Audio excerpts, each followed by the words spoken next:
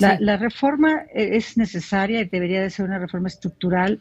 Si hay corrupción, desde luego, y no nada más en los juzgados de la Ciudad de México, sino en todo el país. Al llevar Claro, a la elección de jueces, al voto popular o a las tómbolas, pues la justicia quedaría en manos de los políticos o de pero sabrá Dios claro, quién. porque van a poner a quién lo propone, propuesto por el Senado de la República. Pues le va a proponer el senador tal, pues le van a deber el favor a tal. A Claudia de Buena, ella es abogada litigante y expresidenta de la Barra Mexicana de Abogados, para conocer su punto de vista, ella como litigante, sobre el impacto que tendrá la reforma al Poder Judicial en el sistema de justicia en el país, así como la plantea el presidente Andrés Manuel López Obrador. Maestra, buena tarde. Hola Guille, qué gusto saludarla y qué gusto saludar a su público. Buenas tardes. Gracias, maestra. Igualmente, ¿cómo ve usted usted que es litigante, cómo ve esta reforma que plantea el presidente? ¿Nos beneficia, no nos beneficia? Reitero, es necesaria una reforma al sistema de justicia del país, pero como se plantea, pareciera que se quiere hacer de tajo y sin mirar a quién afecta o a quién beneficia. Exacto, estoy totalmente de acuerdo en lo que dice. En primer lugar, Guille, sí se requiere de una reforma, pero como dicen los jóvenes, una reforma sí, pero no así. Sí. La reforma es necesaria y debería de ser una reforma estructural. Si hay corrupción, desde luego, y no nada más en los juzgados de la Ciudad de México, sino en todo el país, pero no nada más en todo el país, en muchos países hay corrupción en el Poder Sí. Judicial, porque desde luego pues están sujetos a una serie de intimidaciones, porque no nada más te ofrezco dinero, te voy a sacar un expediente, como están diciendo ahora, ¿no? Entonces, sí, pues, sea verdad o mentira el contenido, pues sí, por supuesto que terminan aceptando algunos juzgadores, lo cual no está bien, pero bueno, sí lo hay, no podemos hablar. Pero no más son los juzgadores, hay que ver secretarios, actuarios, personal, hay que ver que prestan expedientes sin que estén autorizados porque les dan una propina, Sí. hay que ver claro, los peritos que pues te piden, ¿eh? Quiere que saque el peritaje a su favor, digo, no, digo que saque el peritaje como debe de Es ser. que yo creo que, maestra, perdón que le interrumpa, sí habría que explicarle a nuestro auditorio que más allá de lo que hoy de que se ha pretendido estigmatizar a los jueces, a los ministros, a los magistrados, habría que explicarle a la gente que hay un ABC del sistema de justicia en este país y que este ABC Por supuesto, inicia en la agencia del Ministerio Público, por ejemplo, en los sí, policías, cuando van a dar cuenta de algún incidente y que después los remiten a la agencia del Ministerio Público.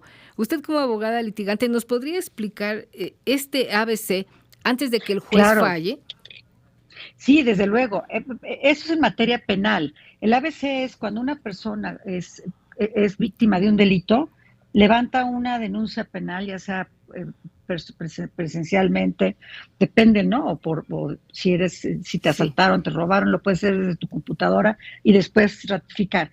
Y entonces ahí están con el Ministerio Público, que es el que está investigando si hay elementos o no hay elementos, si tú aportas elementos para saber quién te robó, si te robaron o no te roban, porque además sí. después te victimizan el doble, ¿no? A veces. Y ahí es donde hay una muy fuerte tema de corrupción y de falta de preparación y de falta de instrumentos, porque necesitarían, por ejemplo, preservar las escenas del crimen o cuando hay robos o esto, y no que nadie toque, que nadie entre, y no sucede eso. No siguen los protocolos nacionales e internacionales para cuidar los elementos que pudieran nos llevar a los investigadores, al Ministerio Público, Sí. a ver quién cometió el delito o qué tipo de delito se cometió. Esa es una verdadera tragedia en este país. Uno ve las películas de Estados Unidos o de otros países y ves qué barbaridad, cómo cuidan la escena del crimen, cómo cuidan todo los objetos, en fin. Aquí eso pues debería de suceder, no siempre sucede, a veces sí, no podemos decir que no. Y después de ahí se va a un juez que va a determinar si existen o no elementos para que digamos, se continúe con el asunto, si, digamos, existen evidencias Sí. para sujetar a una persona a proceso. Eso es nada más en materia penal y es lo que conocemos como justicia cotidiana y nada, absolutamente nada tiene que ver con los jueces federales de distrito, ni colegiados, ni ministros de la Corte. Nada tiene que ver. ¿Puede llegar a los colegiados en amparo? Sí, pero primero tiene que pasar todo el proceso por el Ministerio Público y los juzgados. Ahora, materia familiar, que es la que más casos hay. Me parece que el 62% de los casos son familiares. Sí. Ahí se tiene que tener abogado, tienen que llegar al juzgado de lo familiar y ya sea que sea una pensión, que sean temas de sucesiones o testamentarías, en fin, todo lo que sea, y es una demanda y se contesta y hay pruebas y se dicta sentencia. Si es una sucesión, pues llevan otro tipo de trámites, todos están determinados con mucha claridad en los códigos, código de procedimientos y código civil. Lo mismo sucede con la materia civil y la mercantil. Todo eso, cuando llega a los juzgados federales por vía de amparo, cuando la persona que pierde ya las dos instancias, porque es primero demando y digamos que pierdo y apelo y me voy a la sala, sí, o gano, pero no todo, puedo apelar por lo que no gané y me voy a la sala, y mi contraparte también. Esa sala del Tribunal Local de la Ciudad de México, de Querétaro, del Estado de México, determina en forma definitiva si el juez actuó bien o le ordena cambiar, reponer o lo que sea. Esa sentencia de la sala se puede amparar. Y si es definitiva, se va a los colegiados. Sí. Si no es definitiva, se va al de distrito. Y entonces ahí es donde entra la justicia federal. Cuando dicen que los jueces sueltan a los criminales, que eso es lo que más están diciendo, sí, los sueltan porque no están las averiguaciones previas, bueno, ya no se llaman así, pero bueno, todo el proceso previo no está hecho de acuerdo correctamente. Entonces, por supuesto que los jueces no tienen elementos para detener a la persona si el Ministerio Público no lo hizo correctamente o mañosamente no lo hizo bien. ¿Me explico? Sí, entonces, y ese es el grave problema. Sí, con base en lo que usted nos ha explicado ahora, ¿tendría que empezar por ahí la reforma y no al revés, por descabezar la Corte? ¡Claro! Es carpeta de investigación, no es sí, lo que dije hace rato. Entonces tendríamos que empezar... Sí, primero, por supuesto, por las fiscalías. Y ya después... Ahí es donde está el atore de los asuntos penales que la gente se queja. Ahí es donde tenemos que empezar. Y los juzgados de los tribunales de los estados, cada estado tiene su propio código de procedimientos. Exacto. Apenas entrará en vigor el nacional, todavía no entra. Ya cuando entra el nacional vamos a tener todos el mismo procedimiento.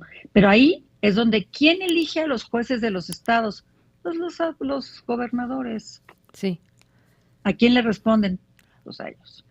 Que sería lo mismo si es que se aprueba esta reforma, ¿no? Al llevar a la elección de jueces al voto popular o a las tómbolas, pues la justicia quedaría en manos de los políticos o de sabrá Dios quién. Porque Guille dice, Juan Pérez González propuesto por la presidenta Sheinbaum. Entonces, ¿a quién le va a deber el cargo? A la presidenta Sheinbaum. Porque van a poner a quién lo propone. Propuesto por el Senado de la República. Pues le va a proponer el senador tal. Pues le van a deber el favor a tal. O sea, eso es una locura. Es un gran riesgo. Un gran riesgo. Se va a colar, por supuesto, la delincuencia organizada, que ya está metida hasta adentro, pero se va a colar más. Está metida hasta adentro en todos los sentidos, y vamos a ver qué dice el Mayo Zambada. Pero quiero decir, sí hay un problema de corrupción, sí necesitamos una reforma, pero fíjate, Guille, ¿en qué aspecto necesitamos más? Hacer más juzgados. Tenemos 4 jueces por 100,000 habitantes en lugar de tener 18.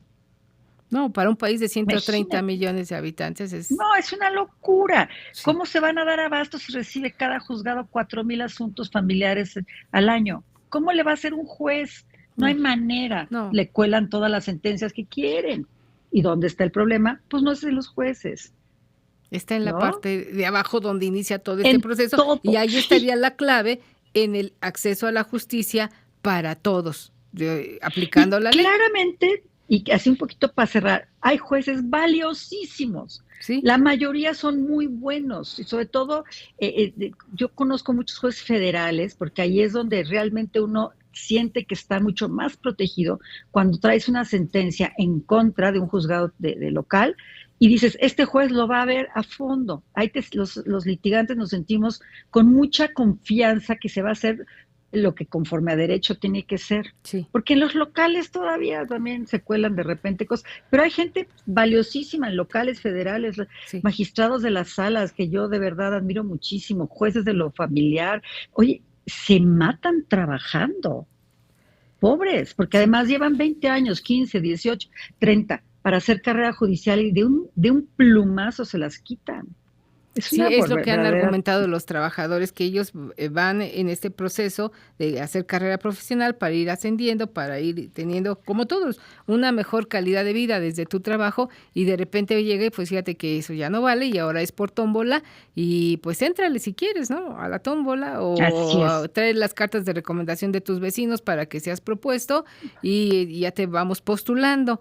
Pues aún todavía hay mucho que abordar sobre esta materia, maestra. El Exacto. domingo inicia la revisión de este dictamen en el Senado de la República y veremos qué pasa. Si, insisto, como lo hemos comentado en este espacio, los 43 senadores que ya comprometieron su voto defienden y frenan esto que está por suceder, o hay alguien que pues pone y trastoca el futuro de la justicia en este país. Le agradecemos mucho que nos haya tomado la maestra No, oiga, al contrario. la llamada, Muchas maestra. gracias. Al contrario, Guille, muchas gracias a ti, a tu público, y de verdad este es un tema muy delicado que tenemos que tener el dedo en el renglón. Ahí estamos pendientes, maestra. Muy buena tarde. Muchas gracias. Es Igualmente, hasta luego. Hasta luego. Es la maestra Claudia de Buen, abogada litigante y expresidenta de la Barra Mexicana de Abogados, que nos ha dado su punto de vista sobre el impacto que tendría la reforma al Poder Judicial en el sistema de justicia del país si se aprueba en el Senado la próxima semana.